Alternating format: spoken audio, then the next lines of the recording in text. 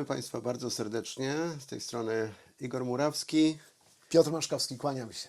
To jest zupełnie nowy cykl naszych programów Tracking Secrets, ale Tracking Secret News.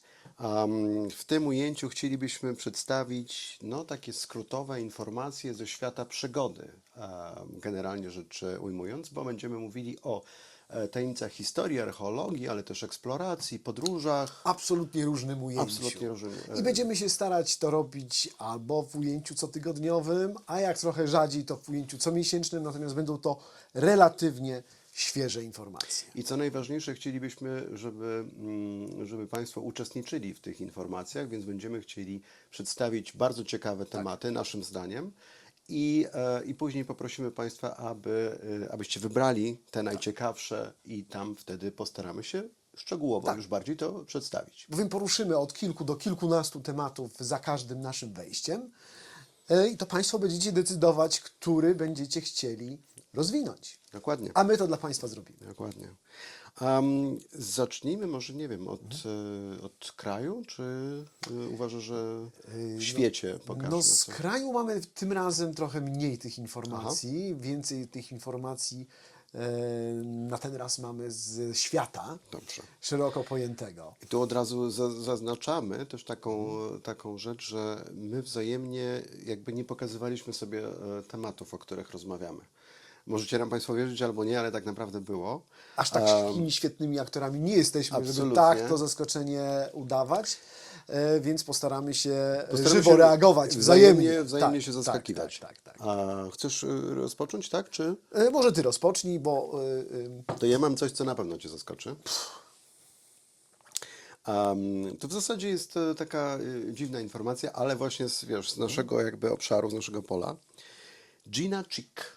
Okay? Gina Chick to jest pani, która wygrała program, taki właściwie reality show, który się nazywa Alone Australia. I pani spędziła 67 dni w buszu, wyobraź sobie. Z tym, że wiesz, to nie jest taki właśnie typowy, udawany reality show, ale naprawdę, tak? Ona była i zresztą jest taką doświadczoną survivalistką. U nas podobne, przepraszam, były show o Bieszczadach. Trochę mniej ekstremalne, słyszałem, chociaż właśnie nie Bieszczady widziałem tego. są tutaj też pokazane jako Tasmańskiej takie Puszczy coś. Bieszczady, ale tak. Gdzie bardziej dziko? To jest pytanie. Dokładnie. Może Państwo odpowiecie. Wyobraź sobie, że tak. Plusem dużym takim, dla pani przynajmniej, $250,000 australijskich nagrody, więc fajna taka nagroda. Ale pani generalnie sama w sobie jest ciekawa, dlatego pomyślałem, że warto by było właśnie ją, tą sylwetkę przedstawić, tak? Wyobraź sobie, że ona żyje w 7-metrowym takim busie Toyoty, co jest mi bardzo bliskie, bo jak wiesz, nasz Van Worden też ma trochę ponad 7 metrów, więc jakby rozumiem, że można, jak ktoś bardzo Wyobrażamy chciał. sobie tą przestrzeń. Jeżeli pani jest sama, a wiemy, że jest sama, no to faktycznie ta 7-metrowa przestrzeń może zrobić robotę. Bardzo lubi, mówi, że jedne z jej ulubionych przedmiotów to są noże, różnego rodzaju ma te noże, więc to jest taki, wiesz, naprawdę survivalowy. Jak się umie nimi posługiwać, to też musi się czuć bezpiecznie. Tak. Nie ma domu, ale ma taki rodzaj, można powiedzieć, mini garażu, w którym trzyma różne rzeczy, głównie książki, bo uwielbia czytać książki, uwielbia kupować książki, więc musi mieć miejsce, Znamy gdzie... takich ludzi. No dobra, nie mówmy Nie wskazujemy więcej, palcem. nie wskazujemy palcem. I ma tam też bestię, którą ona nazywa bestią, 220-kilogramowy motocykl Ducati, Ducati 900, z 1984 roku, Ducati 900 S2, jeżeli ktoś... Cudowny klasyk. No właśnie, cudowny klasyk, aczkolwiek ona gdzieś tam w wywiadzie powiedziała, że no to w zasadzie już trzeba mieć naprawdę dobre nadgarstki, tak, także ona korzysta czasami, ale mówi, że to uczucie tej wolności, które daje jej ten motocykl, jest nieporównywalne z niczym. Ona się czuje, wiesz, jak ptak, może wszystko wąchać, może wszystko wchłaniać. Faktycznie, no, na pewno tak jest, na pewno to rozumiem. Więc bardzo, bardzo taka ciekawa postać i myślę, że warto może poczytać, może poszukać gdzieś o tej pani więcej informacji. Ciekawe. Jeżeli pozwolisz, to jeszcze jedną taką nietypową, bo później mamy takie właściwie już bardziej typowe. Chociaż to potwierdza to, że nie znamy naszych informacji właśnie. ani newsów, bo ja też mam bardzo nietypowe Aha, newsy. Ale okej. dawaj, Dobra. nie, tu się zaskakujemy do końca. Dobrze. Więc to pewnie powinno być może w ogóle na koniec naszego programu, ale mam ogłoszenie o pracę. No proszę. Absolutnie. Z obietnicą podróży, przygód i pójścia w ślady Charlesa Darwina. Otóż Uniwersytet w Cambridge, a ściślej oddział jego ogrodu botanicznego, poszukują ekspedycyjnego botanika lub botanistki, oferując, myślę, że dobre wynagrodzenie 44 ponad tysięcy funtów szterlingów. No i przede wszystkim, tak, wymagana jest, oprócz tego, że oczywiście jesteś botanikiem i znasz się na rzeczy, pasja do właśnie przygody, do podróży, bo praca polega naprawdę na fantastycznych sprawach. Wysyłają cię, wiesz, w najdalsze zakątki świata, szukasz najrzadszych możliwych roślin, potem przywozisz je do Cambridge i tak dalej. Także generalnie mówię o tym, ponieważ w zasadzie każdy się może zgłosić. To nie jest tak, że wiesz, to musi być Brytyjczyk, Brytyjka i tak dalej. Więc taka bardzo, bardzo fajna sprawa. Władać angielskim plus być botanikiem, mieć odpowiednie I wykształcenie, mieć, pewnie dorobek. I mieć, wiesz, mieć przede wszystkim właśnie tą żyłkę podróżniczą w sobie, no bo praca jest wymagająca na pewno, ale jakże cudowna, bo podróżujesz, ale też właśnie, wiesz, pomagasz, ocalasz te rzadkie rośliny, prawda? Więc naprawdę super. No i super 45 sprawa. tysięcy funtów robi Okej. też To pewnie robotę. bym kupiło nawet kilka tych Ducati po prostu z 84, tak myślę. Na pewno. Teraz ty. Na pewno. No to jeżeli się zaskakujemy i takimi nietypowymi sprawami się interesujemy dzisiaj, na początku października w Kyoto otworzono Muzeum Nintendo. I to może nie jest tak bardzo historyczny temat, jakby się mogło wydawać, natomiast bylibyśmy w błędzie, tak sądząc. I dla mnie to była niespodzianka, może dla Państwa również, jak i dla No Ciebie. tak, bo co Nintendo ma, przepraszam, do, wiesz, eksploracji. Bycia muzeum. Chociaż Nintendo miało parę pewnie gier związanych z tematem eksploracyjnym, tak? Pewnie Super Mario Bros. Bardzo przygodowe, Okej, no tak. może mało eksploracyjne. Dla Mario na pewno. Ale parę tytułów zdecydowanie by się znalazło. Natomiast mówimy tutaj o muzeum. Firma rzeczywiście ma potężny dorobek, Tak.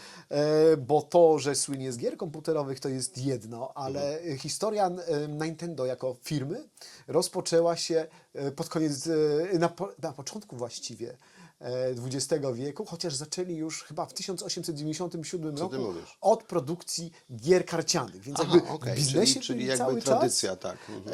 Później rozwijali się i produkowali karty do różnych gier.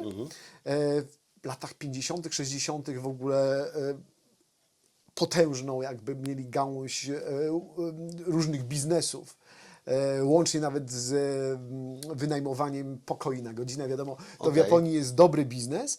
I tak naprawdę dopiero od lat 70. zajęli się produkcją gier. Natomiast Nintendo to nie tylko gry, to nie tylko konsole, to jest cała filozofia. I w tej chwili w Kyoto, jeżeli ktoś z Państwa miałby możliwość podróżowania do Japonii, to oprócz tych wielu atrakcji, jakie są, to oczywiście polecamy Muzeum w Kyoto, super, najnowsze Nintendo. Fajnie, Także to jest fajnie. ciekawostka, bo No to nawet fajnie, bo te powiem ci, współczesne że- rzeczy zasługują już na Tak, to, no żeby bo- być obiektem, tematem ekspozycji muzealnych, Tak, bo to właściwie jest dedykowanych też muzeów. częsty w ogóle problem taki, który spotykamy na powiedzmy pograniczu archeologii i eksploracji, tak? Bo często słyszymy takie głosy, ale archeolodzy nie powinni się zajmować, na przykład to jest zbyt współczesny temat, prawda?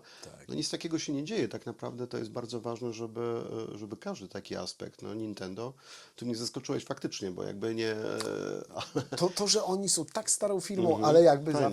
zawsze w biznesie. A też a propos gier komputerowych eksploracji, nie zapominajmy o naszej Larze Croft, tak? Bohaterce Tak, ewidentnie oczywiście. gry komputerowej, która zyskała nieśmiertelność zdecydowanie. w tym Zdecydowanie. pofilmowaniu. Zdecydowanie. No i Angelina Jolie, także tutaj Tak jest. to już inna sprawa. Wiesz co, ja mam teraz takie newsy poważniejsze troszeczkę, bo dotyczące wystaw, a też kontynuując wątek muzealny, bo mówimy o British Museum i British Library, która jest właściwie częścią British Museum. Obie wystawy dotyczą tak zwanego jedwabnego szlaku. I to będą zabytki, ale też rękopisy, materiały źródłowe dotyczące właśnie tego szlaku. I wiesz, nie byłoby w tym jakby nic dziwnego, bo, no bo jest to temat potężny i jest to temat, który jakby też rozpalał wyobraźnię, więc nie ma się co dziwić, że zwłaszcza British Museum sięga po ten temat. Gdyby nie fakt, że przeczytałem, że oni będą się też starali rozprawić w ogóle z tym, co nazywają mitem jedwabnego szlaku. I tu sobie już wiesz, już trochę bardziej jakby się wgryzłem w temat, poczytałem. No i faktycznie są to dosyć zaskakujące tezy. Może zaskakujące, wiesz, nie dla badacza tematu, ale dla mnie takiej osoby, która po prostu gdzieś się tylko otarła o zjawisko, natomiast nigdy nie wgryzłem się. No, tutaj bardzo, bardzo ciekawe sprawy, bo na przykład, jak ja słyszę to określenie szlak jedwabny, to kojarzy mi się z Marco Polo, Oczywiście. prawda? No właśnie widzisz, no, ty To mówisz, pierwsze skojarzenie, tak, nie, bo mówisz to bez rzeczywiście, dwóch zdań. prawda? A Marco Polo ani razu w ogóle nie wspomina, tak? O czymś takim, wiesz. A No, nie było naturalnym to, że jeżeli podróżował jakby na Daleki Wschód, to jakby naturalnym szlakiem był wiesz, szlak no właśnie jedwabny, to jest takie wyobrażenie. który później powiedzmy zyskał miano tego jedwabnego Okej, szlaku. to jest tak? takie wyobrażenie właśnie, które się jakby ugruntowało, ale tak naprawdę okazuje się, że tu wracamy do naszych wcześniejszych dywagacji. Pamiętasz, że rozmawialiśmy w kontekście Indiana Jonesa i tak dalej i generalnie niemieckich wpływach archeologii i pruskich wpływach, zwłaszcza w XIX wieku. Okazuje się, że baron von Richthofen właśnie, a w Tenże? drugiej połowie, nie tenże, to jest druga połowa XIX wieku, natomiast z pewnością rodzina, słynnego bohatera Barana, asa lotniczego, tak jest. to on spopularyzuje tak, to określenie o szlaku jedwabnym.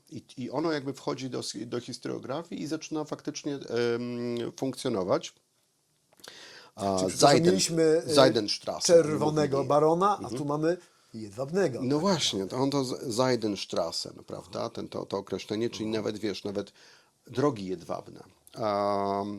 I potem jakby już uściśla ten termin, robi z tego jedną drogę jedwabną, szlak jedwabny. Sven Hedin, który był słynnym szwedzkim odkrywcą, on jest nawet w takim kontekście polskim znany, bo ja pamiętam tą jeszcze sprawę, kiedy on miał, znaczy pamiętam też z historiografii, oczywiście z książek i z opowieści, kiedy on się procesował z naszym Ferdynandem Ossendowskim, tak, próbując udowodnić, że słynna książka Ossendowskiego, prawda, Zwierzęta, ludzie, bogowie, że tak naprawdę to jest wymyślona, to jest mit, to był mitoman i tak dalej, i tak dalej. Sven Hedin, nomen omen, był takim dosyć mocnym pronazistowskim sympatykiem absolutnie hitleryzmu w takim czystym wydaniu. I to określenie wchodzi właściwie w jego wykonaniu w roku 1938, czyli już u szczytu tego w ogóle, tej fascynacji. To jest takie dziwne połączenie, teoretycznie nie, ale wiesz, ale jednak zwróć uwagę, że jak gdyby z tych niemieckich właściwie korzeni bierze się właśnie to pojęcie tego szlaku jedwabnego. I co ciekawe, ono całkiem dobrze jakby wchodzi właśnie do historiografii, wchodzi do popularnej świadomości, bardzo często się używa i nawet dzisiaj no, okazuje się, że prawda, Chiny, które budują tą całą inicjatywę, wiesz, ten tak zwany Road Belt, nie? Tą drogę i koleje, prawda, i tak dalej, oni tej symboliki jedwabnego szlaku bardzo często używają, korzystają z niej. I kto by pomyślał, że to Tak, nie ale jest to właśnie na zasadzie, historyczna nazwa, na zasadzie tylko nazwa... propagandy, Tak. propagandy, bo te szlaki w starożytności, w ogóle handel jedwabiem okazuje się, że nie był aż tak istotny. I to ma przedstawiać też ta wystawa, bo wiesz, nawet począwszy już mówi się o starożytnym Rzymie, prawda, że to było wszystko takie już rozwijające, rozwojowe i tak dalej, i tak dalej. Nawet w momencie, kiedy Wizygoci zajmują Rzym, to płaci się im w ogóle innymi towarami i tak dalej. Tam w ogóle nie ma w ogóle mowy o takich rzeczach, nie?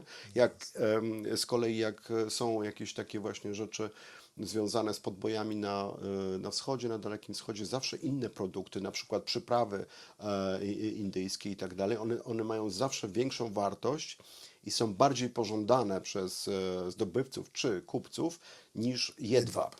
Więc to jest taka ciekawa sprawa, bo jest pełno materiału wokół tego, no ale wygląda na to, że właśnie oni się chcą rozprawić z tym mitem. Więc to takie, wiesz, ciekawe, bo ja lubię takie rzeczy. A jakieś kiedy- alternatywy proponują? to znaczy nie, żeby tu chodzi o to, żeby, Aha. wiesz, żeby w ogóle jakby zobaczyć genezę tego, spojrzeć na genezę tego i spojrzeć na to w kategoriach takich, że właśnie jest wykorzystywane dzisiaj do propagandy. Ja bardzo lubię takie rzeczy, bo bardzo lubię w momencie, kiedy się podważa jakąś rzecz ustaloną, wiesz, historycznie wziętą za pewnik, ale nie używa się do tego jakiejś fantazji, czy nie denikenuje, że tak powiem. Generalnie wiekowi XIX zawdzięczamy mnóstwo przecież utartych dzisiaj No tak, i pewnie to jest, twierdzeń, definicji, wyobrażeń, które niewiele mają. Przecież choćby nawet wikingowie, którzy są przedstawieni często jako